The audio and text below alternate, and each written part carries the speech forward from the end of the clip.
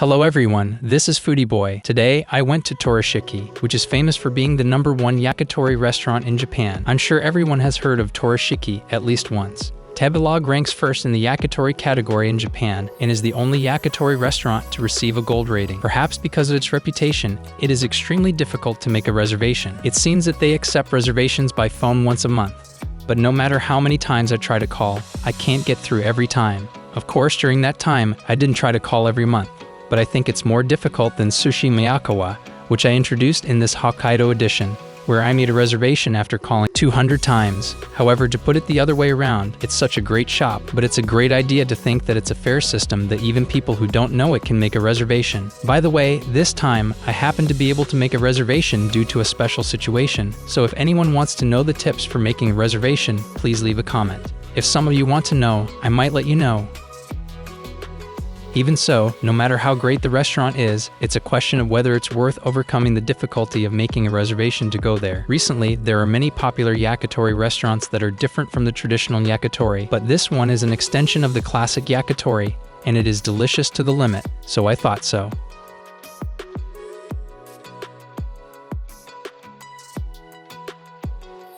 So of course, the heating and the commitment to the material are amazing. I will introduce what kind of material comes out specifically and how delicious it is, along with all the menus I've received this time. First of all, pickles. Turnips and cucumbers pickled in rice bran with a strong salty and sour taste. It's well pickled and has a strong flavor, so you'll feel better after drinking it. Next is simmered. I will put it on the bucket. It seems that 6 different parts are slowly simmered for several days. The texture of the guinea fowl makes it easy to understand the umami of the sauce, and the meat and the sansho, Japanese pepper, is sprinkled on top of it.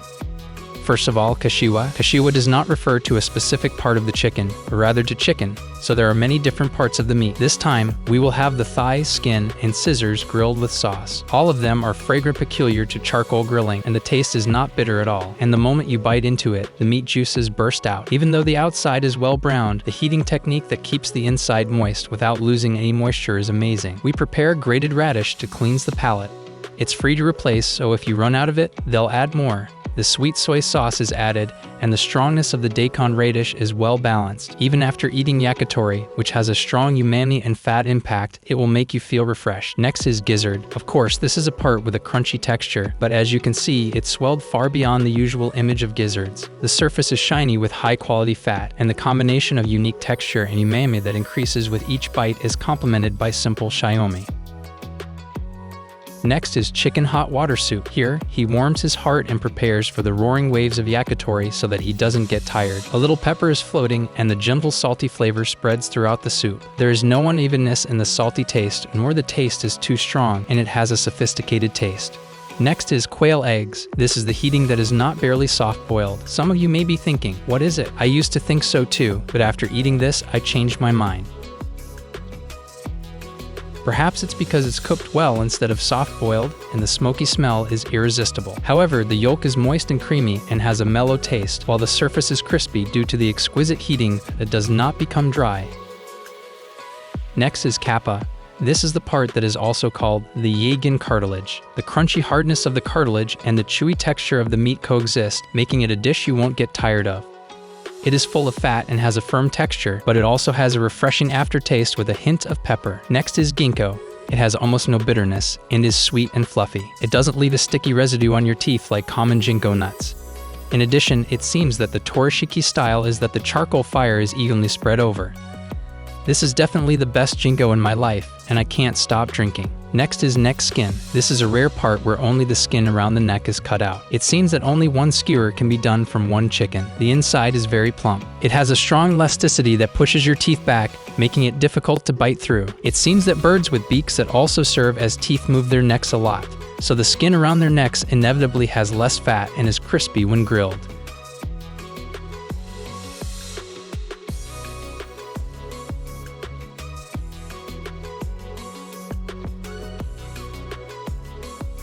Next is saziri.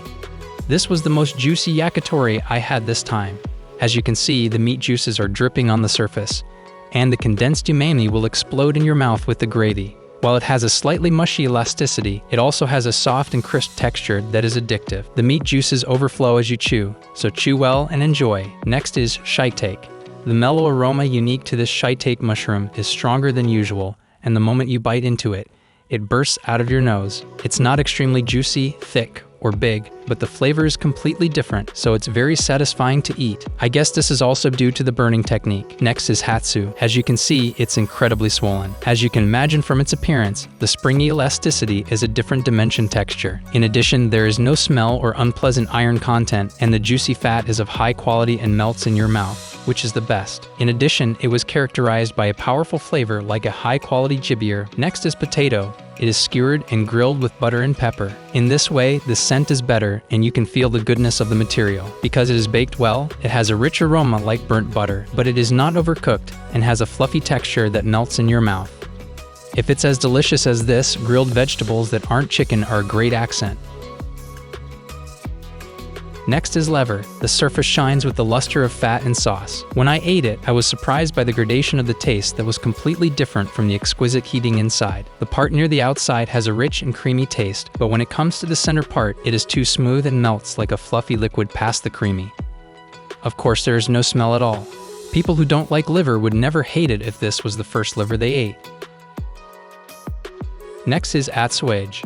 I thought it was an unexpected story, but this deep-fried tofu is ridiculously delicious. Crispy fried tofu is wrapped in tofu. It doesn't have the texture that is often crushed and a little hard, but it feels like soft tofu is wrapped in batter and crispy. Also, the seasoning of green onions, myoga, and sesame is exquisite. If you're not good at it, isn't it more delicious than eating at a restaurant specializing in tofu? Next is tokun. The meatballs are coarsely ground, and while the cartilage has a rough texture here and there, the overall texture is fluffy and soft, and the response to eating is outstanding. Because it is firmly kneaded, it is fluffy and does not lose its shape at all. In addition, the aroma of the sauce and the umami of the various parts of the meat flow together with the meat juice, so it is the best tokun packed with all the good points of the chicken of Torishiki. Next is lantern. It's a rare part of the ovary. Unlike quail, it is super soft boiled, so you can eat it in one bite. When you eat it, the thick skin pops and the soft-boiled, rich umami liquid spreads in your mouth at once. Some people may think that soft-boiled eggs are always delicious, but there are some shops that serve paper lanterns with a slight smell. Of course, this is not at all like that. It is a pure flavor. Also, the faint umami of the sauce mixes perfectly with the egg yolk. This is a taste that everyone likes without complaint. By the way, if you don't make a reservation in advance, they can't provide it, so don't forget to make a reservation when you can. Next is chicken wings. This is the part that I thought was the most delicious on this day. The fragrant skin has a firm thickness, and you can feel the elasticity of the neck skin, but since it is thicker, the texture is even more chewy. Also, the umami-filled meat is meaty and juicy, so you'll end up munching on it. Oyakodon is the last dish. As you can see, the soft-boiled part of the egg yolk spreads over the bowl. Ingredients are hidden in it. The egg itself is super rich, so you might think it's delicious even without the ingredients, but the chicken inside is perfectly charcoal grilled one by one, and it's a great filling to the last bite. Also, the seaweed and sauce soup stock is effective, and the harmony with the soft-boiled egg is the best. With such a high degree of perfection, you will have the illusion that you will be able to eat it like a drink. You can also bring a packed lunch home as an added bonus. This time, I decided to immerse myself in happiness by remembering the minced lunchbox as takeout the next morning. This minced meat looks like the coarsely ground meatballs that I mentioned earlier and is spread all over the ground. Some people may dismiss the word soboro as a big deal, but this was definitely the best minced bento in my life. This is all the menu I received at Torashiki this time. There were 10 skewers of yakitori and 5 skewers of vegetables, but at this restaurant, the skewers are served until the end. It was a precious opportunity, so I wanted to eat a lot of things, so I did my best. As for your budget, of course, it depends on how much you eat and drink, but if you think about 10,000 to 15,000 yen, you'll definitely have enough to eat and drink. By the way, this time it was about 16,000 yen including souvenirs, but if you don't push yourself to the limit like me, you should be able to get it cheaper. Even so, many people will say that it is expensive compared to the market price of a yakitori restaurant, but considering that you can eat the best yakitori in Japan with such a high degree of perfection, isn't it a reasonable price? By the way, it seems that they use free-range chicken called date chicken from Fukushima Prefecture. That's why we are able to serve yakitori of such a high degree of perfection, because we are particular about the ingredients as well as the heating. If you want to try the best yakitori in Japan, or in other words, the best yakitori in the world, why not make a reservation? I want to go. If you think so, please give us a high rating and comment. If you want to see more videos like this in the future or want to support this channel, please don't forget to subscribe. See you soon.